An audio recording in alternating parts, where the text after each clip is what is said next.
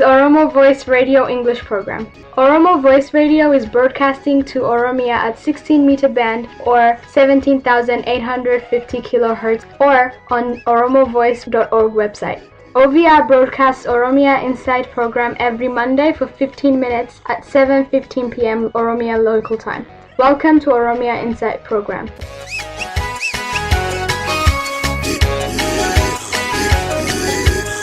Welcome to Oromia Insight. My name is Ali Galato. Today I'll present to you about Feyisa Lelisa. Feyisa Lelisa make history and make the Oromo cause visible in the world. And more than 150 media outlets actually reported about Feyisa Lelisa. Today I will present to you some of the highlights in the interview about Feyisa Lelisa. Here it is. Ethiopia's Feyisa Lelisa marked his silver medal in the Olympic Games men's marathon on Sunday by staging a dramatic protest against his country's government. Lelisa crossed his arms above his head as he finished the grueling event, as a sign of solidarity with the Oromo people, who are protesting against the Ethiopian government reallocating them from their farmland. The marathon runner, who was second to Kenyan favorite Eliud Kipchoge, claimed his life could be in peril after making the signing. Have relatives in prison back home, he said. If you talk about democracy, they kill you. If I go back to Ethiopia, maybe they will kill me or put me in prison. It is very dangerous in my country. Maybe I have to go to another country. I was protesting for people everywhere who have no freedom. The signal was in gesture of support for members of his Oromo tribe, who have been protesting at government plans to reallocate farmland. Plans to allocate land surrounding the capital for development prompted fierce demonstrations in November and spread for months, in the country's worst unrest in more than a decade. Ethiopia has long been one of the world's poorest nations but has industrialized rapidly in the past decade. However, reallocating land is a thorny issue for Ethiopians, many of whom are subsistence farmers.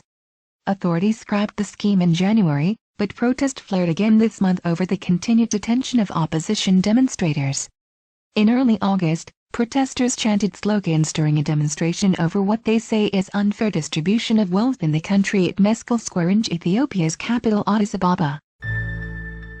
The family of Ethiopian marathon runner Feyisa Lelisa have warned against him returning home.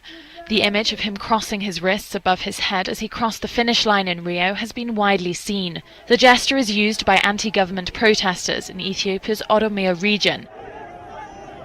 After the race, Lelisa said he was afraid to go home. On Tuesday, he was not among his fellow athletes who returned. The government has said they will not bar him from coming back, but Lelisa's mother isn't so sure.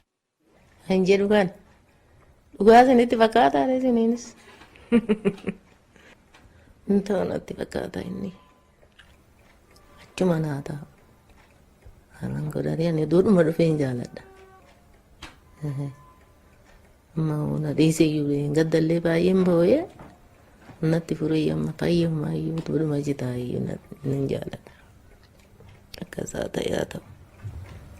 Oromia has been crippled by months of unrest over land rights and allegations of human rights abuses. Lelisa's wife says she's not surprised he made the gesture. Yeroo sana frifadheera garuu nan dinqisiisu maaliif namoota du'an hin argaa namoota reebbaman hin argaa namoota hidhaman hin argaa keessa isaatti haarii baay'ee qaba haarii of keessaa waan qabuuf gocha isaa kanatti badaa nan dinqisiisa. Lelisa won silver in the race in Rio. His daughter says she misses him and wants to know where he is.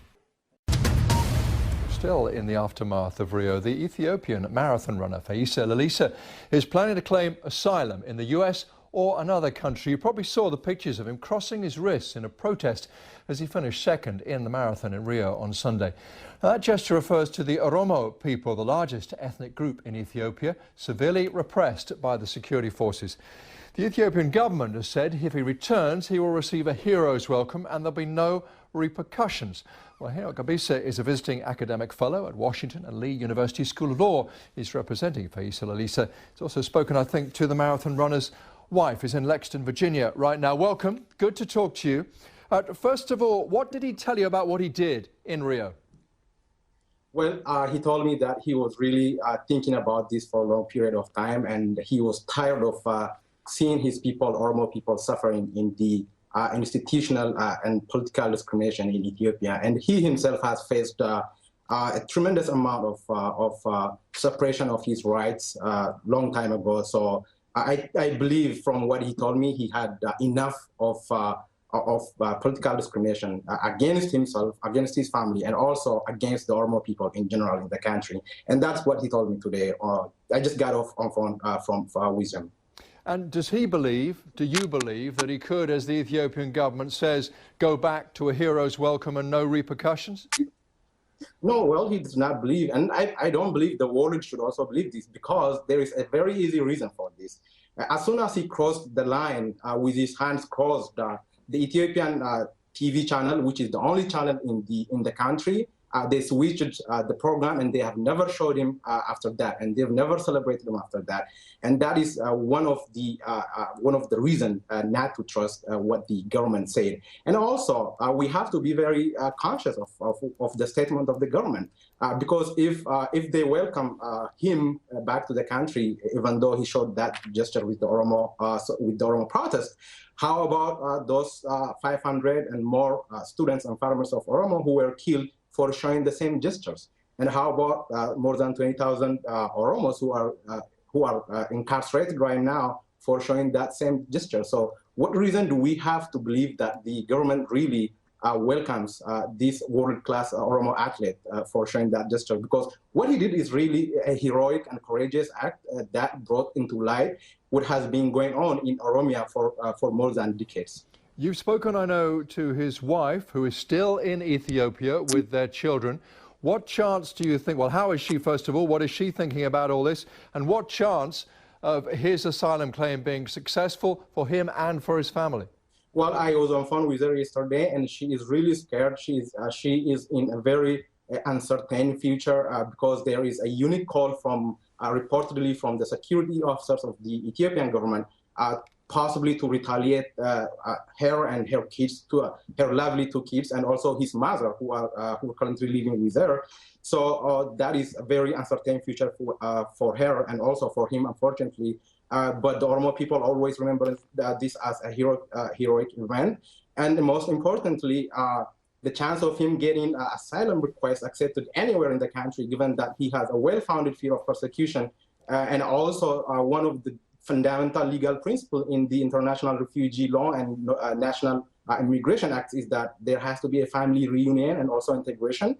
So I believe he should be entitled to that, given the overall political and institutional discrimination against the Oromo, which is just now up in the air, being proved by everybody. So he brought all this Oromo plight and Oromo persecution to light, for which has been going around for a longer period of time in the country. So we'll clearly be back to this story. Hena Gabisa, thank you very much for the moment. Thank you very much. Appreciate it.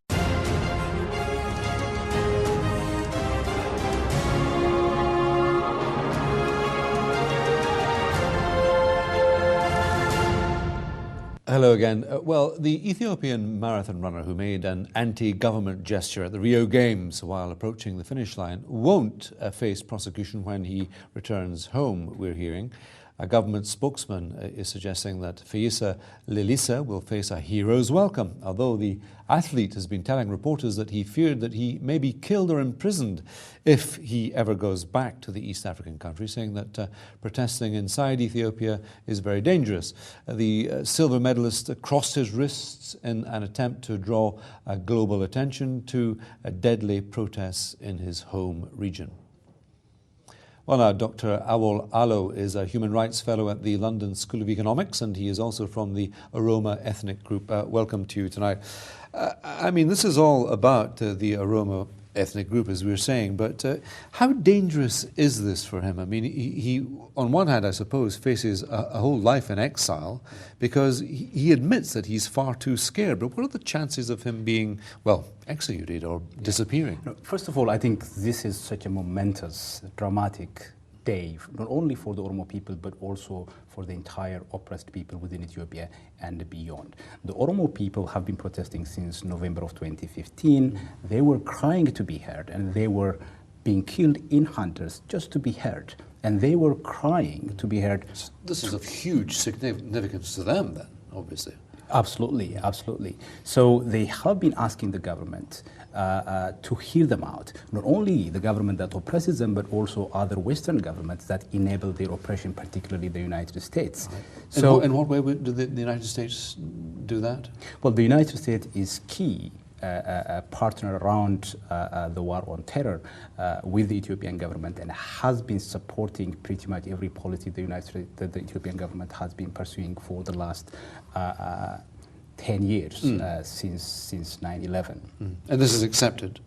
This is certainly in Ethiopia. Absolutely. Among the Oromo. Absolutely. So, I mean, an astonishing thing here, very, very quickly, I think that crowdfunding raised more than $40,000 at least so far for him. I think the last time I checked, it was around 40,000, and it's not just one. I think there are a couple of other groups also who are raising. What do you think about, I'm looking at some quotes coming out of Ethiopia, but the state media, this is significant, I suppose, because they are not showing pictures of him crossing the line. Absolutely. What does that say? Absolutely. This is an oppressive system in which the media is completely controlled by the government. A country of 100 million people that have a single TV station that is owned by the government, right? So the print media is completely muzzled over the course of the last 10, 15 years. The broadcast media is completely controlled by the government. So that simply tells you how dissent is absolutely not tolerated in the country. What would you do? I mean, well, we've seen the gesture. I mean, would he be simply stupid to go back? No, absolutely. There is no way that he would go back to Ethiopia, and there are enough evidence out there to believe that people who question government's policy will be dealt with very mercilessly. And I think this is such a critical moment that sort of propelled the story of the Oromo people into the global stage. And they have been suffocating the Oromo people. The Oromo people had the opportunity to be heard for the first time by the global audience. And I think there are some very interesting historical parallels with events that happened in the past. People using these very occasions. For example, in 1968, two African Americans used the Olympic as an occasion to highlight the problem of racism within the United States. Sure. And 50 years later, in 2016, you have an Oromo athlete using the same stage to highlight a system of oppression that is aided and abated by the US government, in which two African Americans actually played a central part. If I could just put this into perspective for you. So the two African Americans I'm talking about are President Obama himself and Susan Rice, who is his national security advisor. Yeah. In 2012, Susan visited Ethiopia to deliver an eulogy for former Prime Minister Madda Zenawi, and she essentially transformed a brutal dictator into a saint. In 2015, President Obama visited Ethiopia, and he described the Ethiopian government as democratically elected. Such a charismatic figure, leader of the United States, the free world, describing a government that just 100% of the seats in regional and federal parliament, 100% of seats. Sure. I don't know of any democracy in which a party that has been on power the previous 25 years, 100% of the seats. Nevertheless, Obama went ahead and described the government as democratically elected. And the important bit, I think the most important message here is that he is saying, contrary to public knowledge, right? Contrary to these make-believe stories that are created by the Ethiopian government and aided by powerful figures such as President Obama, the Ethiopian people, particularly the Oromos, live under a very oppressive situation. And he is using that stage, he's another kind of public figure, he's using that stage to tell the world that important story, this insufferable indignation of the Oromos. And thank you for coming in and telling us that story and your story tonight. Thank you very much. Thanks for that.